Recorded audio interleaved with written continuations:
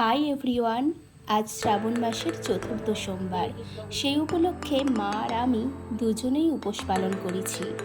তাই মা ঘরের অন্যান্য ঠাকুরের পুজো সেরে শিবের পুজো করে নিচ্ছে, আর এরপর আমিও শিবের মাথায় জল ঢেলে শিবের পুজো করে নিলাম। এরপরে মা আর আমি চলে গেছিলাম মন্দিরে।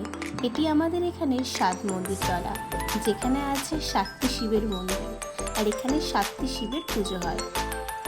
4টি সোমবারের প্রতিটি সোমবার মন্দিরে এসে পুজো দিতে না পারলেও ঠিক করেছিলাম শেষ সোমবারটাতে ঠিক মন্দিরে এসে পুজো দেব, আর তাই ভালোভাবে পুজো দেওয়া হয়ে গেল।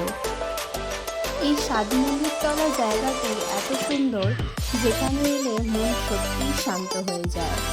এরপরে মা আর আমি পুজো দিয়ে বাড়ি ফিরে পড়েছিলাম। যেহেতু আজ আমাদের উপোস, তাই আজ আমাদের ফলাহারে ছিল সাবু, ফল, মিষ্টি।